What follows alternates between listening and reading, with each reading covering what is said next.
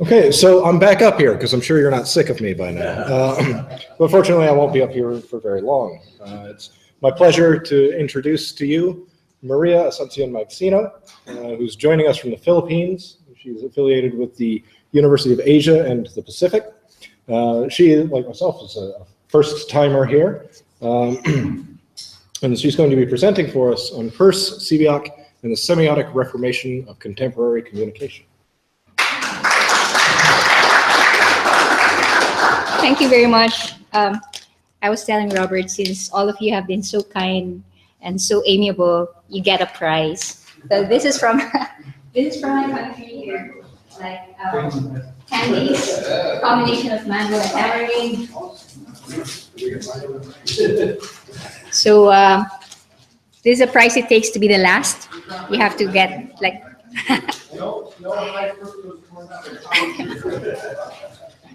Fried mango ball. You can take more than one for sure. Till it runs out. Okay, I hope that gets you distracted from my from the talk. And then Robert here was also telling me that, like you can think of this as, like gaining some indulgence. Well, I like to think that I am in fairly friendly ground. We're all in this because we're looking at some ways to, get Catholic ideas across in the secular world, right? And more or less find a place there that we can communicate and converse with people and join them in the project of, creating a better world, right? So it's not us against them, but it's us together with them. So I know I'm in friendly ground, but still I'm nervous. Second is a motivation I have for doing this is also that, I know that sharing these things with you will help me also improve on what I started doing. I've not gone so far in this, but it's good that pretty much in the beginnings I get some inputs so that, if ever there's anything that I can be of help in, then I'll be glad to do that, on my part and my part of the world. And I think is also for you to know, at least on my side, well, the Philippines is basically a Catholic country, but we're surrounded by Indonesia, 100 million Muslims, Thailand, basically Buddhist, China. So in effect, if we want to share our Christian views, values, the way we perceive the world, then we have to look for ways that we can share even in the language. So I'm looking forward to inputs from you. And lastly, this is going to be fast because you all want to go drink beer. So here we go. This will take very short. I'm sure if this prolongs, it's because you talk. The rest of us talk. Okay. So this is very common. This is very common. I should have taken a picture when I was coming here. In all the department stores, you see signs like this, bold, 20-inch font, 50% off. Of course, that sends off the message that, there must be good buys there. So you enter the store and you try to look for those items which are on 50% mark off. Then you complain to the sales attendants. You say, where are the sales? And then he points you out to the small lines that says on selected items. We demand that signs be accurate, but why? Because of course, rectitude in representation and interpretation of signs makes sense only because we want to communicate, in view of communication. Communication entails then expression of one's thoughts, feelings, desires, with the intent of engaging another in an exchange of views or in a dialogue. But for this to take place, the creation of modeling systems become imperative. So this is a very simple communication model. When we talk about communication, it entails an exchange of any message whatsoever. And what is a message? A message is a string of signs, or sign or a string of signs transmitted from a sign producer. This was mentioned earlier by Brian already, or sender to a sign receiver or destination. In whatever manner the sign is used to signify the ultimate indicator of success of a successful transmission of a message in any system would be the conformity to a norm, or in the ideal. In end, we say iconicity. Using Persian terms, the test of truth ultimately lies in iconicity. Truth is iconic. That's pretty much what the scholastics say, no? Adequatiore et intellectus. No? So iconic and indexical signs are actually supra-subjective relations and functions. Okay. Earlier, we were listening to Brian talking about sophists. No? They sell out their truths, and they sell it out very attractively for a cheap price. Now, we see that very often. News or experts, or rather, see, like the message is a sign. Okay. News, expert opinion, scientifically proven and tested, theories, all that is put forward. You see them in email, social media, in posts, and after all, many of them end up as hoaxes, right? So, meaning we really have to see what is out there that really speaks of what is true. Okay. This is basic of semiotics, the Persian representation of a sign. This representation shows the intrinsic causal relation the sign holds with both the object it signifies and the interpretant it causes in the receiver of the sign. The involvement of such causal relations account for the objective realism of Persian semiotics. If the sign causes an interpretant that holds, if the sign causes an interpretant that holds a relationship of likeness with the object, then it's called an icon. If it causes a consequential relation that implies the dependence of the interpretant on a specific subject, then it is called an index. Finally, if the relation is understood only within a realm of certain conventions, then it is called a symbol.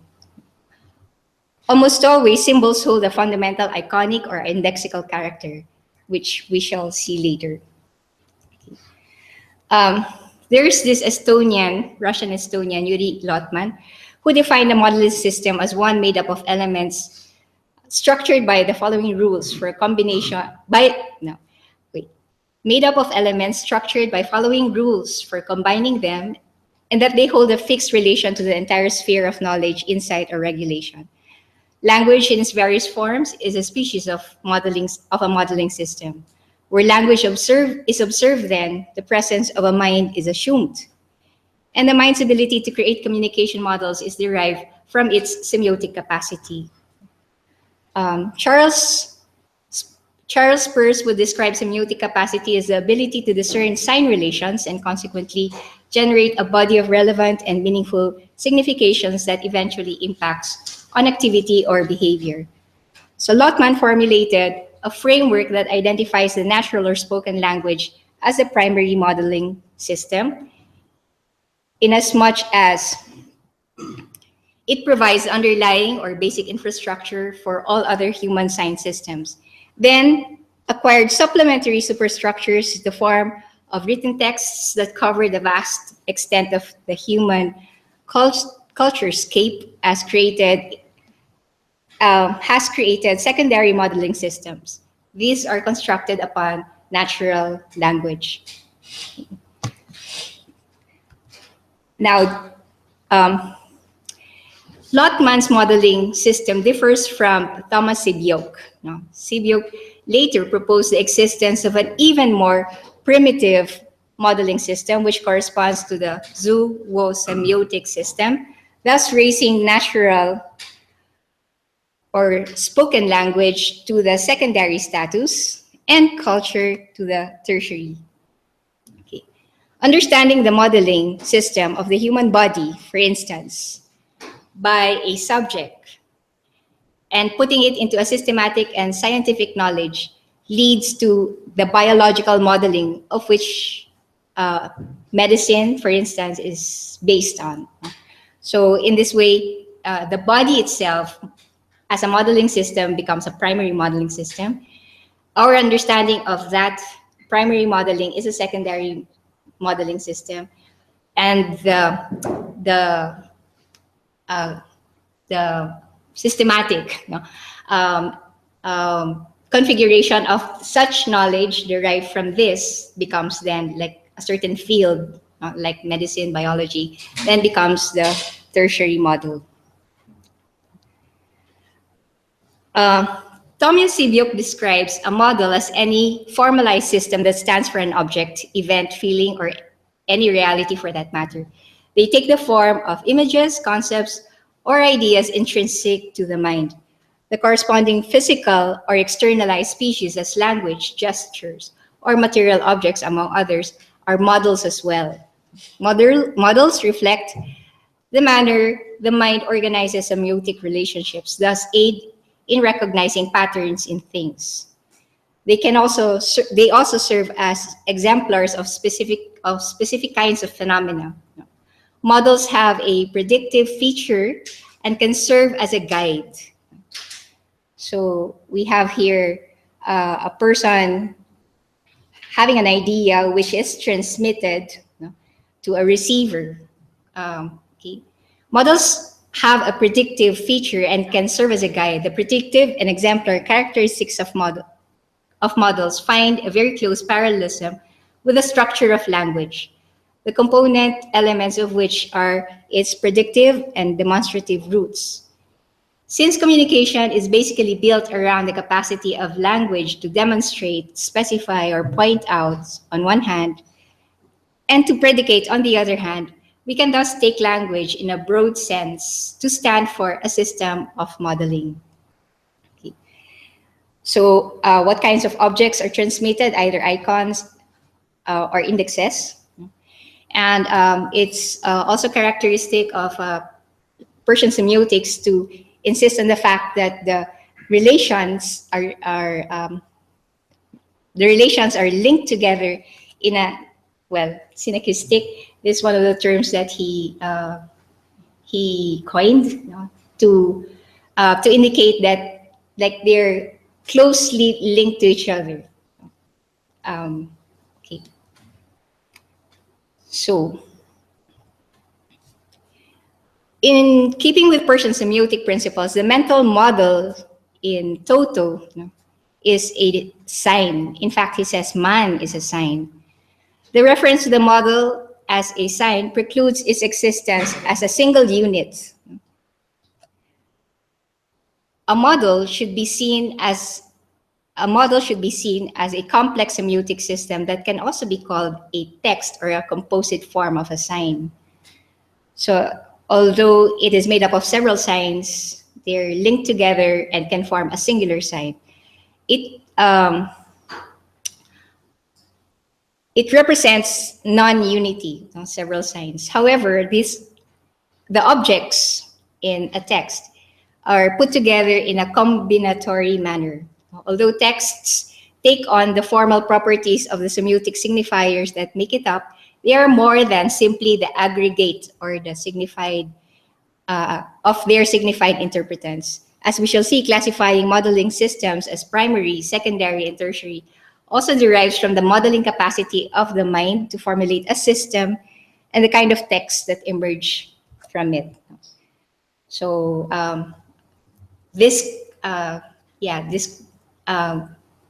what we were saying, a combinatory, the objects that are put together in a combinatory manner can end up being a singular text. So this is a composite sign or a text. So we are back here. The sign-object-interpretant relationship can then be applied to complex semiotic systems. For the tertiary model to reflect the truth about its object, which may be the primary model, the system has to reflect its primordial source iconically. So we can look at the relationship between and among the primary, secondary, and tertiary models in such manner now that the primary model can become the object of the semiotic sign, the secondary model being the sign itself, and the tertiary model will be what is created by the signs. The interpretant in itself, or the tertiary model, can eventually also act as another object that can continue on the relationships. When we're saying that the tertiary model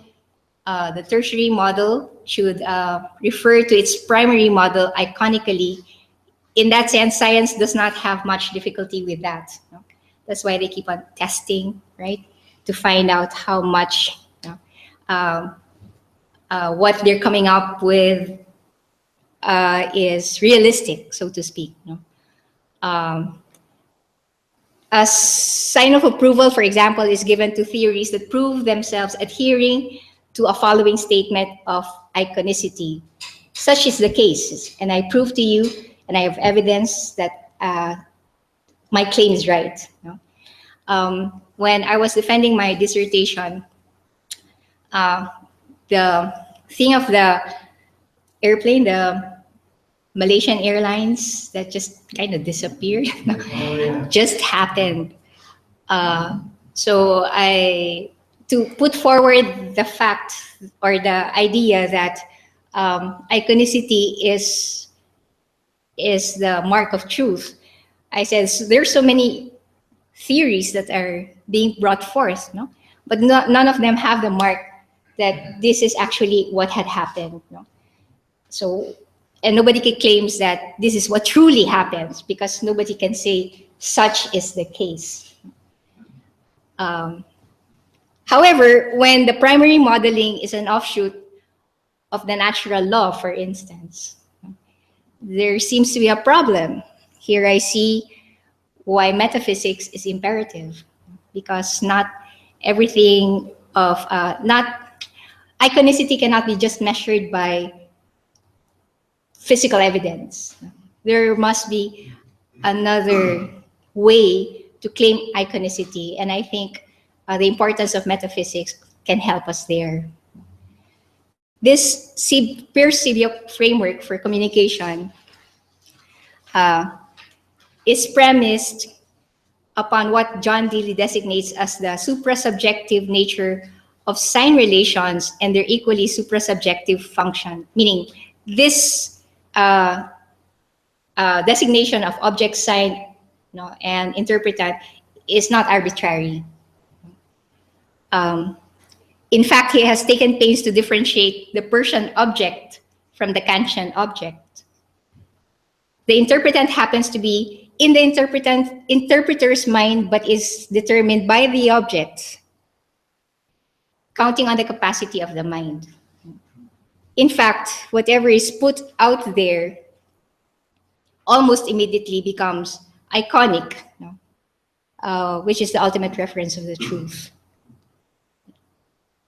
Okay, so in terms of communication, we can say communication is a process involving the movement of signs from the transmission of the form between at least two minds.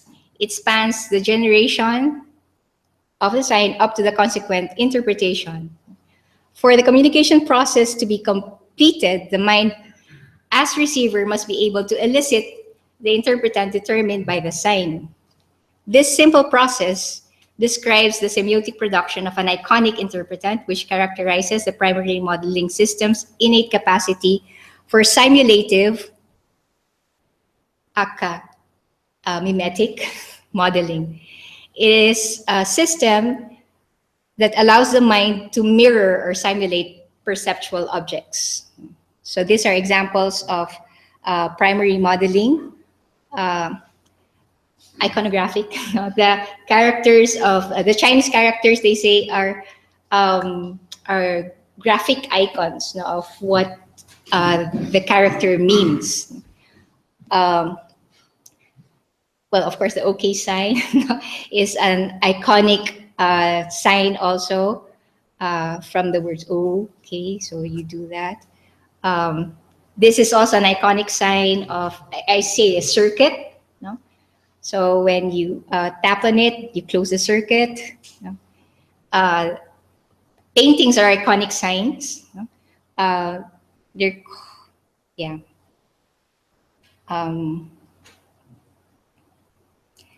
It's an example of a composite iconic sign.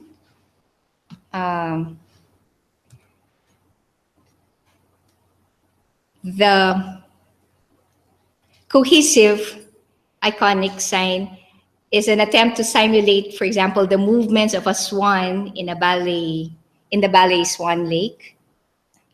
And the connective, well, this is also an iconic sign. In principle, all these equations, when you graph it, they're supposed to be iconic of the movement, parabolic movement. There's also a connective iconic sign used usually in metaphors like love is sweet. Okay. So those are iconic, meaning they give you an idea immediately of what the sign actually means because of its likeness. Now, secondary modeling.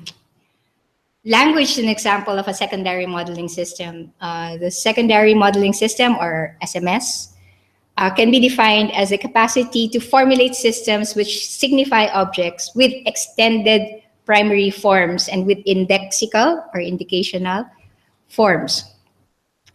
Language subsumes an indicational and extensional modeling process. Indicational modeling hinges upon the association of contiguity.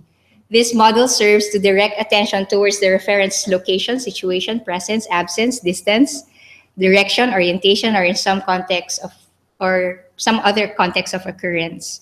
Nonverbal forms of indicational modeling have been documented in various animal species, but they are not capable of extensional modeling. The capacity for extensional modeling assumes the power of abstraction as a prerequisite for language. Even Locke recognizes that there's this barrier between that divides the man and brutes. No? So, in contrast with indicational modeling, extensional modeling is uniquely a human capacity that entails the application of primary singularized, composite, cohesive, or connective models into secondary ones by extension. That is through connotation, morphological modification, or linkage.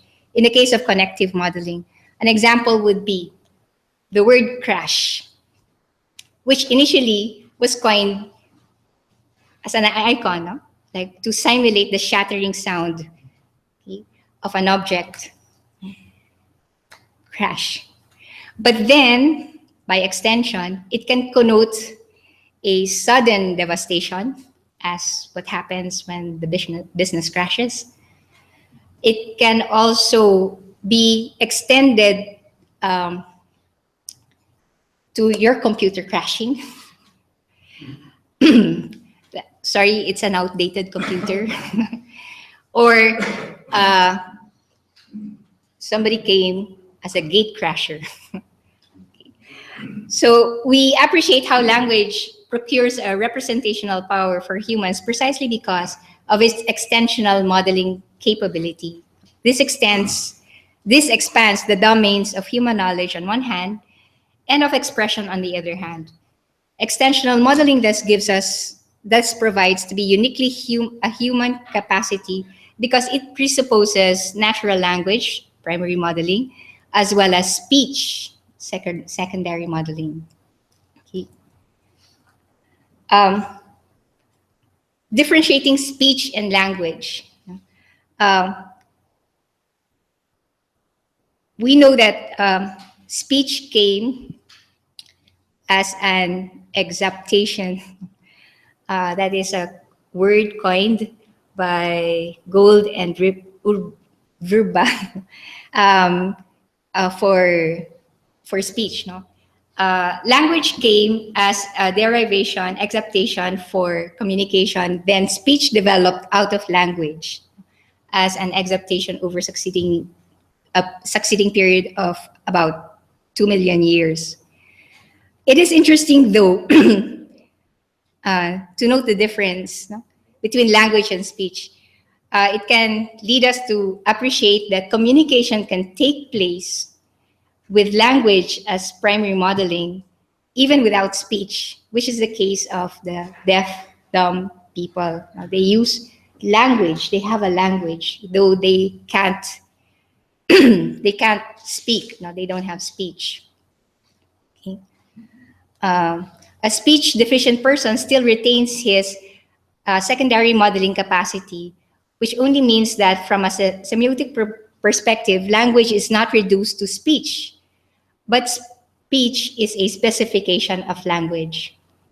The language which is specific to man as a semiotic animal comprehends the acoustic verbal model as such, as much as the non-verbal, gestural, or tactile model.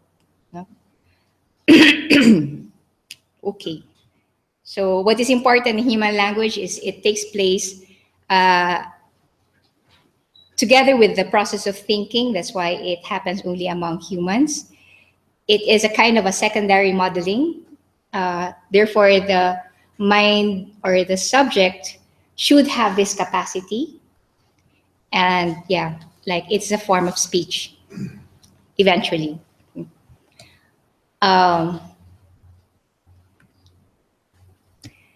Since human language as a secondary model employs extensional modeling, the interpretants or thoughts that are elicited in the mind are not as fixed and predictable as habits formed in the primary modeling.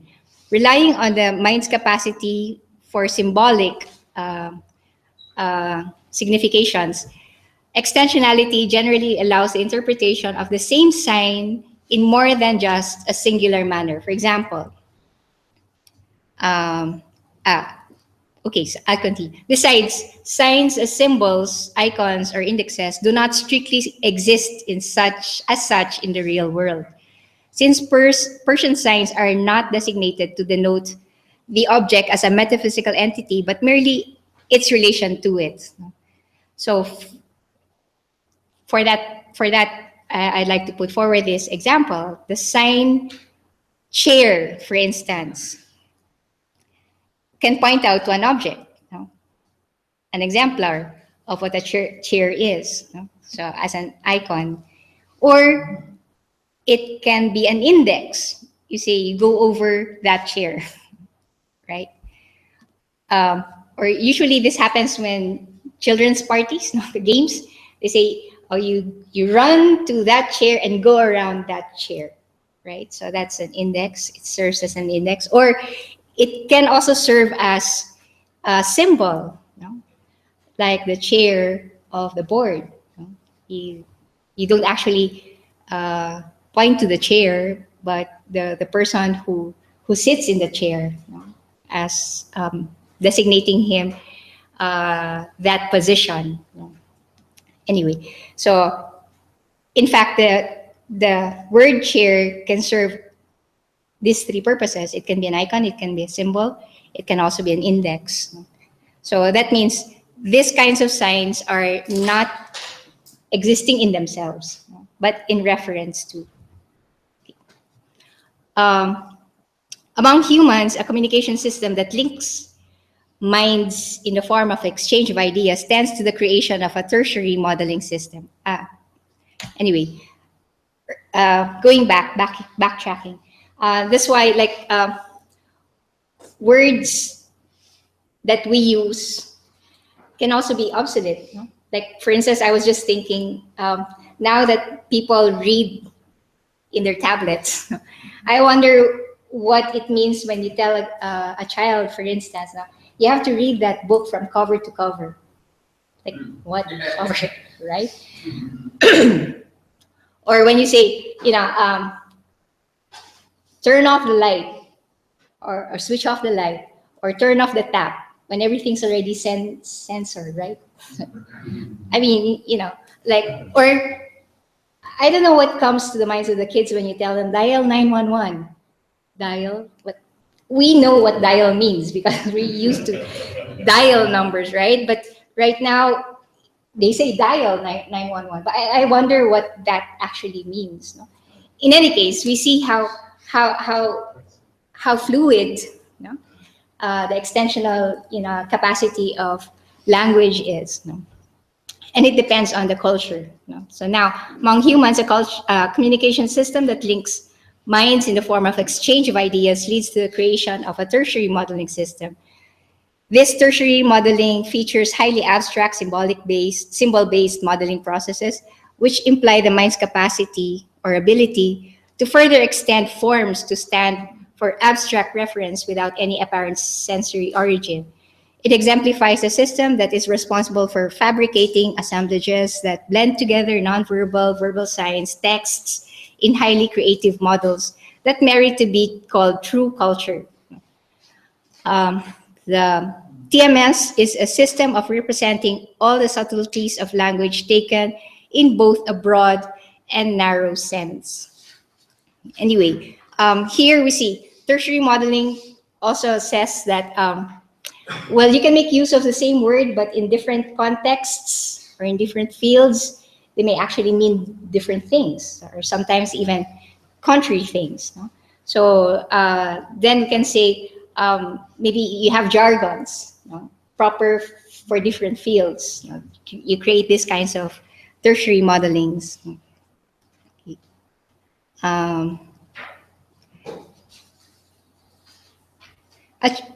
When a child is learning to use a culture-specific name to refer to an object, he's already engaging in a thirdness form of knowing. This activity actually involves the tertiary modeling capacity of a child, which is intrinsically connected to his SMS, which allows him to pull semiotic resources coming from their interpreted objects.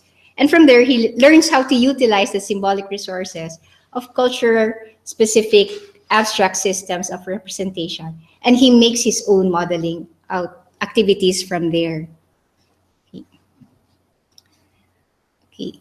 The end product of TMS is a creation of culture, which can be considered as an interconnected system of signs, text, codes, and connective forms. This world of culture would then define the unceasing communication man carries out between his inner world and the external world, which together in total would constitute the person's world. So TMS is a modeling system that involves purely symbolic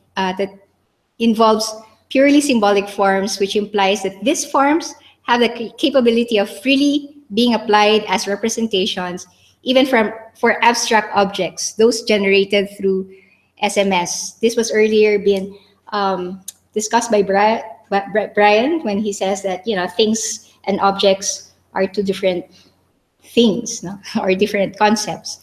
So through one's SMS, then the person can generate multitude of objects. This gives room for creativity and resourcefulness in the utilization of forms done by the interpreting mind. The creativity of the human mind is often categorized as a prototype of emergence. As a phenomenon, emergence refers to the spontaneous generation of a higher order novel synergy arising from the interaction of component processes. So the TMS itself is emergent in that the processes that lead to its formulation are not necessarily linked in fluidity or continuity. There can be large gaps or leaps leading to the emergent.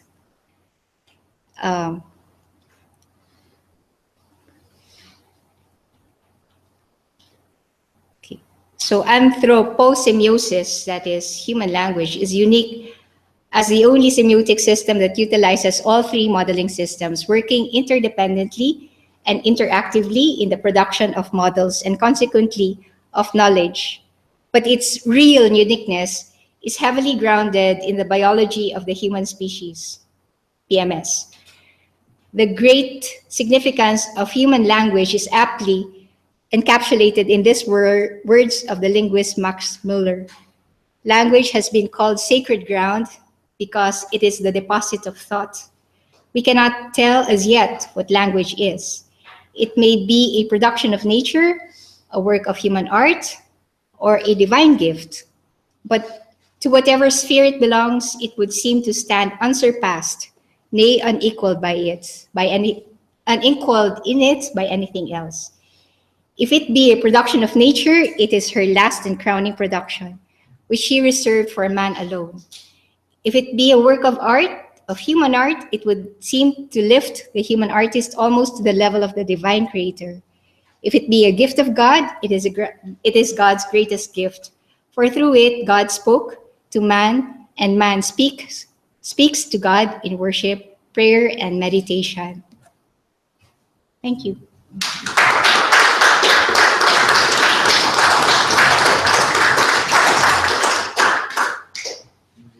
I just have a basic question. What makes the sign of index? I didn't catch that. Okay. Could you repeat? Could I remain here? What makes the sign of index? Okay, Define a symbol. Index is a plurality of signs that simply indicate, point out, give the place, or leads to a process. No? Am I right, Brian? Sorry, I actually got distracted by the candy. I knew it. Indexes typically coming through some sort of association. So a very conventional kind of index is any sort of pointing. So we have an index finger that we use to point out. So you might actually think about it a little bit in terms of Hume. If you go back to Hume, you look at the way Hume talks about how relations are. He talks about similarity, which is something like an icon. And then he also talks about association with contiguity of time and place. And how the notion of one apartment to a building will naturally bring to mind the apartment next door as well. Simply by the fact that in your experience, they're consistently joined. So the index can be anything that has a pointing out significance to you. Like for instance, the GDP. Yeah, that's what I was thinking. Yeah, I was thinking yes. about indices because Yes. I'm in the business of Yes. putting So together those are a major indices. index. So I figured, yeah. Personal kind of numerical unit. In other words, you're not just referring specifically to something, but you're pointing it out. Yeah, you're pointing out. So So that's And it could be any- numerical unity. right, and there could be any number of different kinds of indexical signs. Like for instance, symptoms when you are sick, right? Right. So you give some symptoms, those are indexes. Yeah, because causes could be plural. And I know index, it's pointing to a plurality of things. It's pointing, okay, I get it. So that's similar to the concept of an economic index. Yes. Now, when Sebeok is talking about the intellect, is he talking about it in terms of a faculty or simply a linguistic principle, or is he the intellect? Is he thinking of it in terms of just a language and to some extent? Well, I've not read him do any paper or anything written which would be equivalent to Thomistic psychology. But when he talks about, like, he doesn't even talk about intellect, he talks about the mind. The mind is the one that interprets signs, am I right? So in that case, what I find interesting in this is that since they're silent about what these are, then it makes it very inviting for us to fill in, you know? like how is it possible for the mind to be able to do that? So like that's what gave me also like the courage to, like to approach both Peirce and Sebeok. Yeah, I was gonna ask the same question about Peirce. Is he working with a faculty psychologist? Not explicitly, he certainly doesn't break it out. Multitude approaches, but he does talk about different operations, which would indicate sort of relative judgment psychology. He uses the term abduction, Right.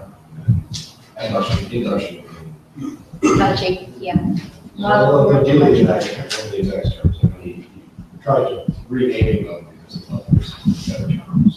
Somehow retroduction, which was a term that the person used himself to mean something else. So, A few years before Sebeok died, he wrote a book, better called titled Speaking of Apes, in which he was very critical of the animal research claim, in which people like Wayne Zissou, Greenlaw, Francine Patterson, these chimpanzees, Roger Faust had a chimpanzee wall show. We taught her American Sign Language for the deaf. And so these animal researchers claimed that they had human language, and therefore Aristotle was wrong, and people like Chomsky are wrong. Then they say that speech is human specific. Why then are they talking? And Sebeok demolishes that by a principle called the clever Hans phenomenon. Yeah, Hans the Martin horse in 1910 would go around Europe and solve mathematical problems. He just basically getting cues from the audience. Now, apparently the owner of Hans was an honest guy, but the horse was so sensitive, he'd pick up on cues in the audience. Say 3 times 3, he hooked around 9 times. So that people in the audience were kind of, he apparently, of course, could pick up on the dilation of pupils, change in the dilation of the eye. So, what's the name of the cigar book? speaking of apes, but so I think he agreed with Adler in Adler's book, The Difference of Man and the Difference It Makes, that human beings have symbols and animals have signs, and they speak to an intellect that's operating. I don't remember exactly. I don't know if he says a fact, but he might have the fact. I don't know if people here are familiar with the work of either Julian James or Merlin Donald. Julian James is the bicameral guy? Yes. Julian James was a psychologist at Princeton who wrote a book, Origins of Consciousness, to break down the bicameral mind. Merlin Donald, and I was Julian James' last student, and his kind of terrible story is he recounted it at the end of his life. So my last student, I mean, I sort of got his confession of what happened. He didn't give up. He just didn't give up. No, when he died, he didn't just give up, he died. But Merlin Donald is a more interesting case. Merlin Donald became very successful as an evolutionary neuropsychologist, eventually rising to department head and other similar appointments at Case Western and so forth. And he wrote multiple books, most importantly, The Origin of Modern Mind. So here's the point that I'm trying to get at, and this gets back to actually Harari and his earlier book before Homo Deus. The shocking part about what these guys are saying is that there is, in fact, no clear relationship between biological humans and rationality, speech, language. It isn't a biological feature, in fact. And this is very hard, I think, for most people to grasp. And the question here is, how did, or did not, second editions deal with this phenomenon? And so the simple version of this is Homo sapiens, our species, is now considered to be 300,000+ years old. Keep pushing it back, getting more and more skeletons and finding them in caves in Portugal and so forth. And they're arguing about not just length of time, but geographic locations and out of Africa. So lots of that's still being discussed, but none of it is.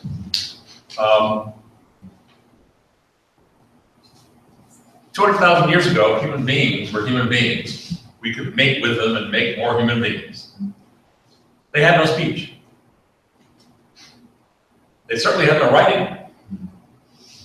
So these kinds of systems, sign or symbol or however we're going to describe it, this is not human. This is something that happens long after humanity appears. I don't know how controversial that statement actually is, because I think most people just don't bother to pay attention to it. But to the extent that people haven't paid attention to it and worked through this, no one is claiming that. And I'll just make the obvious point. Babies are not born with any of this. Babies are not born rational. They may be born with the capacity to become rational, but they're not born rational. They're not born with language, not born speaking, not born writing, not born thinking in the sense that we're talking about. So push that back phylogenetically into early Homo sapiens, they didn't have none of it. So that's kind of shocking for people who are trying to consider all of this, and the easiest way to deal with shocking stuff is to ignore it. So I'm wondering if there's anything anybody bothered in the modern semiotics, or more broadly. I mean, famously, Chomsky had a positive mutation. I mean, Chomsky had to say, well, obviously our species is not the same as that species. That's nobody buys that.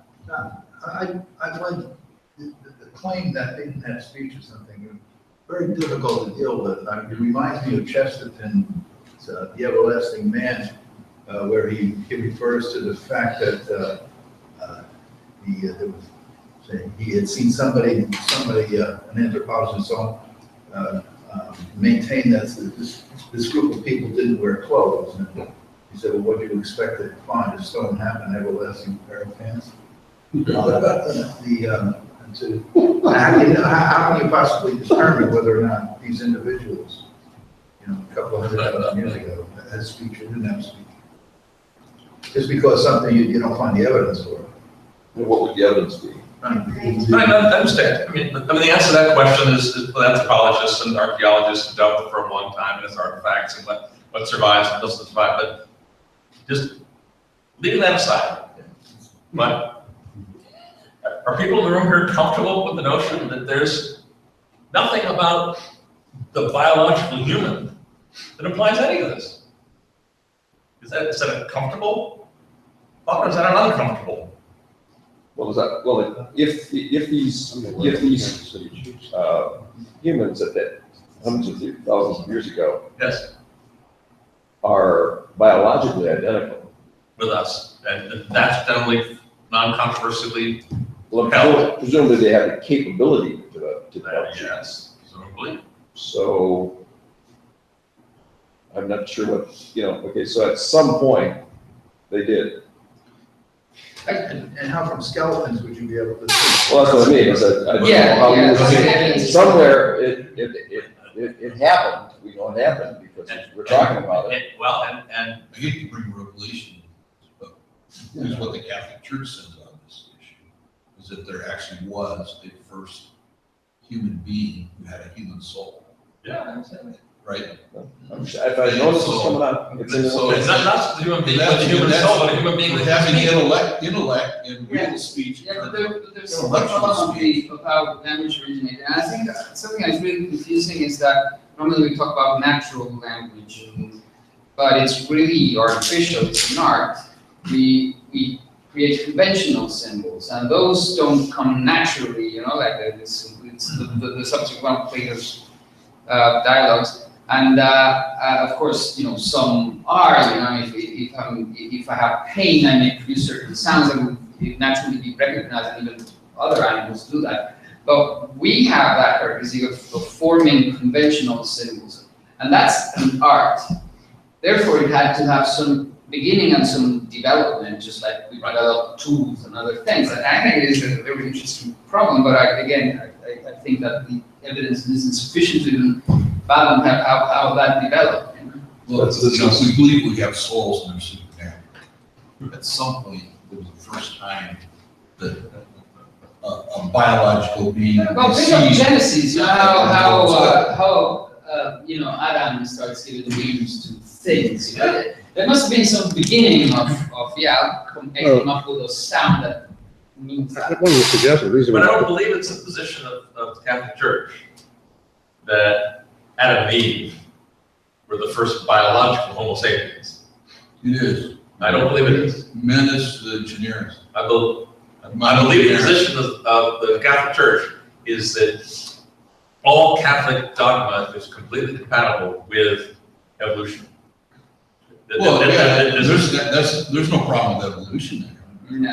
I mean, it's just, all they say is there's a first human being that actually has an immortal soul. So the biological mutation, or collection of mutations, which collectively produces the species that we are. That's where it breaks up. The church, that's where it breaks up, because even Aristotle says that the nous is not transmitted by the seed. In the case of the human being, I haven't found anywhere in Aristotle where it explains well then how that does it happen. How does it happen that we have an immaterial soul, right?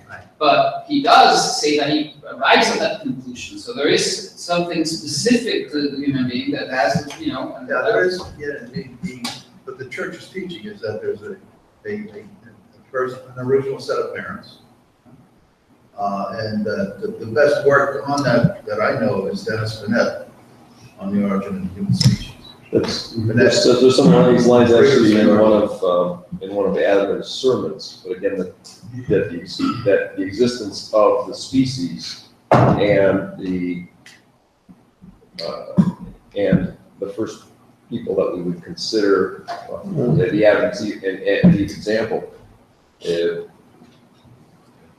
I don't know that he was thinking in these terms. It's consistent with his theory of mind, but that it may be that the first humans to talk, it would be in that sense almost the first humans, even though biologically they've been around for a long time. They were predecessors to them. Because in fact, to the extent people are attempting, and I'm no expert in this, Peter, but there are a lot of people who spend a lot of time thinking very hard and doing everything they possibly can.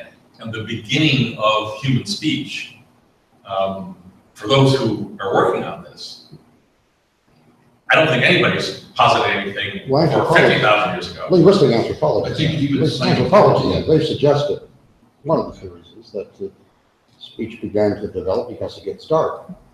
During the day, you can exchange signs and drawings and so forth to communicate, but at night at the campfire, when they can't see the signs, people start to grunt and groan, and that's where speech starts to come from. But timeline, it doesn't coincide with the beginning of the species. It's much more recent. But whether it's 10,000 or 15,000 doesn't kind of matter. You'll never take a period of time, because we're now realizing from anthropology, evolution, what the bone skeletons, but probably started here, there, and the more they dig, they find it scattered all over the place. So, wouldn't speech result in capabilities for the beginning of this human society, or a different human society? Right. And then that might be different artifacts. Right, well, a lot of people tie this to beginnings of agriculture, beginning of cities, and so forth. But here we're dealing with tens of thousands of years, not hundreds. Right. And writing, particularly, more importantly than writing, reading. But apes don't have the ability to speak, they still can't do It's that. very Apes don't have the ability to speak, so somewhere along the line, a new genus has to develop. Apes can't speak, so there has to be a major change. And in all probability, the atmosphere, it starts with some form of sign language and pictures and drawings and so forth. It would happen. So that's the first part of the brain that develops is really the visual side. Well, we've got pictures that are 40,000 years old. And so you could then try to figure out whether the people that spitting on their hands and drawing on the inside of caves had speech. But my question was, since I know that Chomsky, when he ran into this problem, had to posit new species, And He tries to, Jill Sloan argues, as Clement does, that the evolutionary story has to have God's intervention. Because there's a difference in kind between the non-living and the living, difference in kind between plants and animals, and a difference in kind between animals and human beings. Exactly. So there's faculties between each, and there's no way naturalistically they can be explained. Yeah, exactly. Well, That was my some- point, exactly. Yeah, exactly. And they had to be major jumps from the apes, they just couldn't speak right. Something had to happen. You have evolution of Evolution. about, And, Yeah, I think it started in Canada. So anyway, so, the so, whole thing of evolution across species, there is even scientific question of whether there's any evidence. so Peter, the person you know who's done the best work in the Catholic Dennis Bennett. frame, Bonnett. Bonnet, right? Bonnett, Dennis. Larry Azar, Pronounce it Larry Bennett. Azar. Good, thank you. It's from Niagara University, studied at, And the answer to my question is, I guess, that among semioticians, it never became a big enough issue that somebody had to do a Chomsky move and imagine a species. That's not what happened in semiotics. I think the great difficulty to understand why humans are different is precisely to come to the conclusion that there is something immaterial in our cognition. I mean, it's the intellect. And when you have not arrived at that conclusion, then you can think that it's all an evolution, of essentially some kind of material thing. And that's, again, I go back to Aristotle, he says that's not the case. It cannot be transmitted from generation to generation, but no. The existence of common nouns is all you need. A common noun. There is no indicates potency spiritual- in matter to something immaterial. I mean, that would be a contradiction. Right. So I just mean I'm okay like, with that. the but fact, yeah. I mean- Semioticians might not be okay with But that. no, I can understand if you're a materialist, you will never find that. So you will look for the explanation only in matter. And that's why I'm happy to learn of somebody who's not a materialist, who's trying to address this question. But thank you, I got to answer my question. Semioticians never worried about this. Darwin, at the end of his life, said he's flummoxed by whether there are species. And he's, a lot of evolutionists don't really know what species is. And Jill Sloan says that's because there probably aren't species, except in Yeah. gaps. I would agree, yeah. All the plants are just a variation of one species. All the animals are just a variation of one species. Human beings are different in kind. So, Is there a joke like this where Right. somebody doesn't speak until late in life, That is and then they say, the whole you idea. can speak? Yeah. Why didn't you say something about? Nobody speaks until late in life. Well, no, much later. Much later. The idea of We all mutations speak, across right? species, that. But he just said everything was okay up until now. what does this have to do with apologetics, though? I mean, that's what I'm trying to There's get no at. lot of actual What scientific does this tell us about our present situation? Yeah, I'm a biologist. I mean, this is, Almost got a PhD in subject. I'm familiar with the territory. That's why I'm raising it, because I said, Okay, when you're talking about mutation. I think that we more or less should conclude the session. Thank Professor Maxino for a wonderful presentation, and this, once again, was amazing Congress that we had here, which increasingly indicates to me that that the work we're doing is being assisted by Providence. That we're constantly getting people sent in over the transom, not knowing exactly where everybody is coming from or how they're being assembled, but they're, uniting in this, it's kind of like an argument for the existence of God. It's the Avengers. You know? They just come together They go together. well, it's Avengers of war. it's definitely for the Holy Spirit, so. So I thank you all for this, and these videos eventually will, they're on there, but how do we access them? I'll send you the link. That's right, eventually the links, and we'll But, put them up. We should thank Dr. Paul and Sucio for making this international. Oh, absolutely. Thank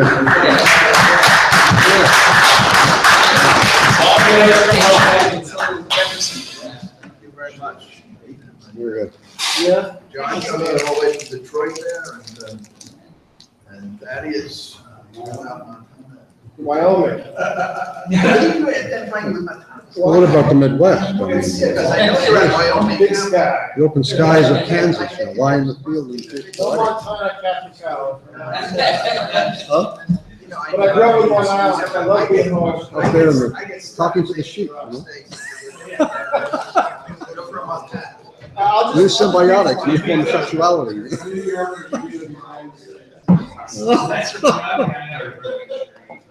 Well, I think we're gonna stay here tonight, a lot of us, and, stay here tonight, a lot of us, and, we're all staying here tonight, yeah.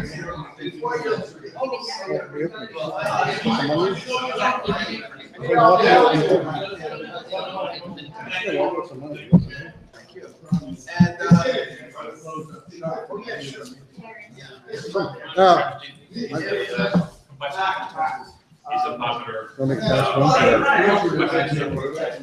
Richard, what time are the liquor stores open down there? There's a. What time are the liquor stores open? We have access to the road.